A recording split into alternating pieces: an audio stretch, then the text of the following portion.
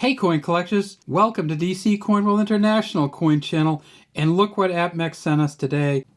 Well, here they are, all the coins of 1961 from the proof set.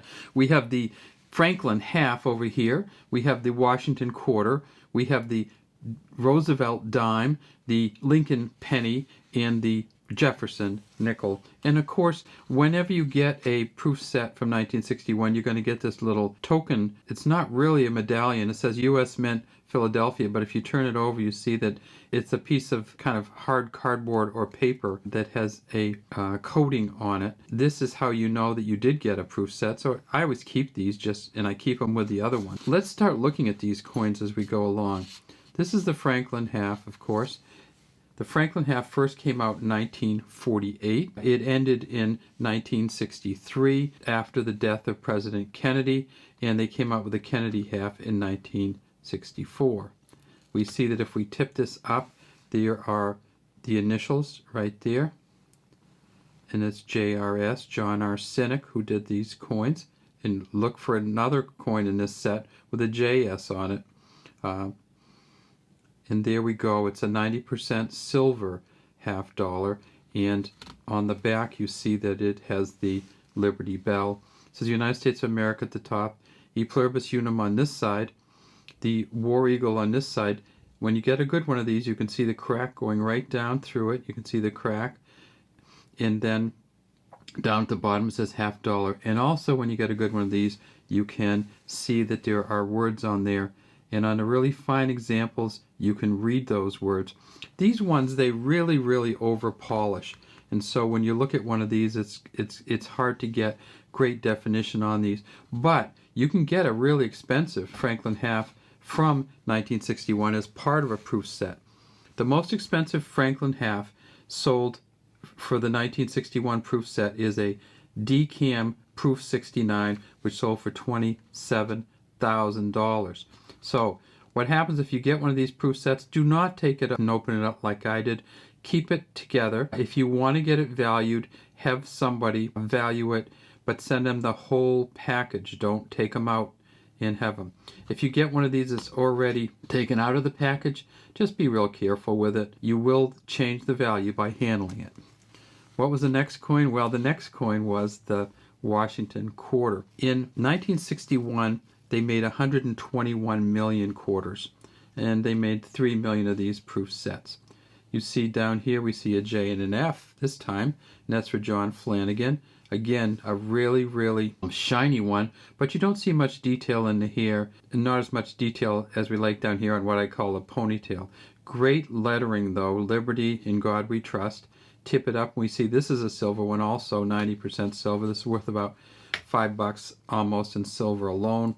Then we get to the back, we see E Pluribus Unum here, United States of America at the top, $quarter, and this is where you know that you have a proof coin from Philadelphia if you have a quarter and the A touches the leaf and the L touches or almost touches, and I think it actually touches on this one.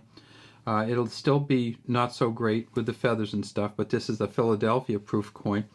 And at Philadelphia in 1961, you can get a proof quarter that's worth about $725 if you get it in a deep Cameo. And if you get it in a regular proof 70, not Cameo, it's worth about $875. So this is one of the weird coins where the Cameo is actually not worth as much as the regular shined coin, and that's because the regular coin, they found it in a 70. The Cameo, they've only gone to a proof 69.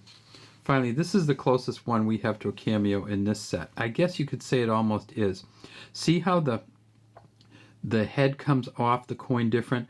And this is interesting because we've got all these from the same set, and this is the only one that's really a Cameo. It has a little bit of a blemish there, so that's going to take away some of the value of it. And then down here we see that there's a JS, and that's for John Cynic also, who was the engraver of this coin. It says In God We Trust under Roosevelt's chin. Again, we have a silver one. This is worth a couple bucks just in silver alone. And we get to the back of this one, and we see that this is one that we may want to put aside and have graded, because it says United States of America at the top. We have the olive branch. We have the acorn, and we seem to have full bands on this one, top and bottom, and just great cameo on the front. On the back, not so much of a cameo, but that's something that they would take into account. So maybe we'll save this one and get it graded. Next we have the nickel, and this one's not quite at a cameo level, but it's a pretty nice one. Look how detailed the writing is on here. "In God We Trust" in front of Jefferson, "Liberty" behind him.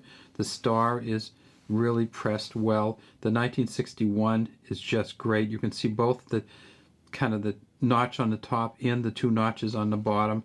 And if we go to the bottom of this one, we see that there's nothing down there, and that's because they didn't put the engraver's initials on these nickels until 1966 or 67, I think.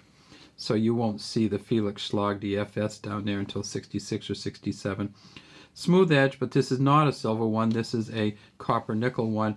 And then we get to the back and we see that this is a really fine nickel, also from 1961. The best proof nickel they found from 1961, they found 15 proof 69 decams. And this isn't a deep cameo. This isn't a cameo at all. But the proof 69 decams sell for about $3,500 each. And then finally we have the penny.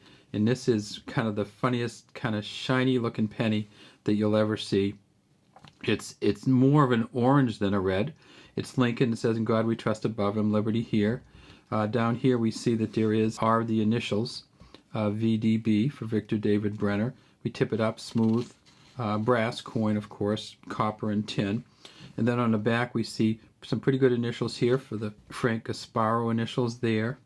Lincoln inside. Not the greatest detail in the world, but this penny, they found 10 proof 69 decams from 1961, and they are worth about $4,750 each. So if you get the top of the line penny, top of the line nickel, top of the line dime, top of the line quarter, and top of the line half from 1961 in a proof decam, they're worth about $45,000 for the 5 of them. They are just great coins, and if you're going to collect, 1961 is one of the years where you really want to try to get one of those proof sets. These coins, of course, are brought to us by APMEX, and APMEX has been sending us some coins, and we're going to do a couple of videos a month using the APMEX coins, and we are very, very appreciative of that. And this is just an indication of the kind of coins you can get from APMEX. You can also get gold, silver, and other things from their website, and we have a link to their website at the bottom of this video. Thanks for watching. We'd love to have you subscribe to DC Coin World International Coin channel and leave any comments you have in the comments section.